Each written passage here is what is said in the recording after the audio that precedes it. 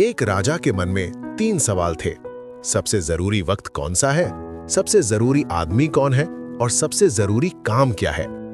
वो बड़े बड़े पंडितों के पास गया, लेकिन हर किसी ने अलग जवाब दिया। कोई बोला सही वक्त पे सोचो, कोई बोला प्रधान लोगों को पहचानो, और कोई कुछ और ही कह गया। राजा को कोई भी जवाब पूरी तरह ठीक नहीं लगा। फिर वो एक संत के पास गया जो जंगल में रहता था। संत बहुत साधा था और जमीन खोद रहा था।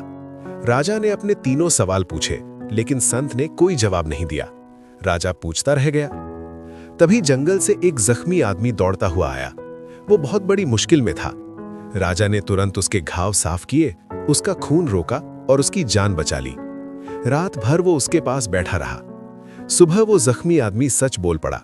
वो पहले राजा का दुश्मन था और राजा को मारने आया था, लेकिन राजा ने उसकी जान बचाकर उसका दिल जीत लिया। अब वो उसका दुश्मन नहीं रहा। तब संत ने राजा को जवाब दिया, सबसे जरूरी वक्त होता है अभी। सबसे जरूरी आदमी होता है जो इस वक्त तुम्हारे सामने है, और सबसे जरूरी काम होता है उसके लिए भला करना। संत ने धीरे से समझाया, कल गुजर चुका है, भविष्य अभी आया नहीं। जो तुम्हारे पास सच में है वो सिर्फ ये पल है।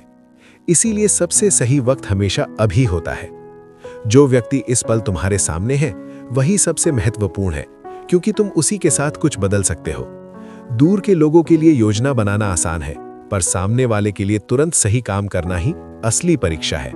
और सबसे बड़ा काम दया और भलाई, क्योंकि इसी से दुश्मन भी दोस्त बन सकता है और जिंदगी का रुख बदल सकता है, जैसे कल रात हुआ। यही था असली राज। जिंदगी का सबसे बड़ा जवाब किसी किताब में नहीं, इसी पल में छुपा होता है।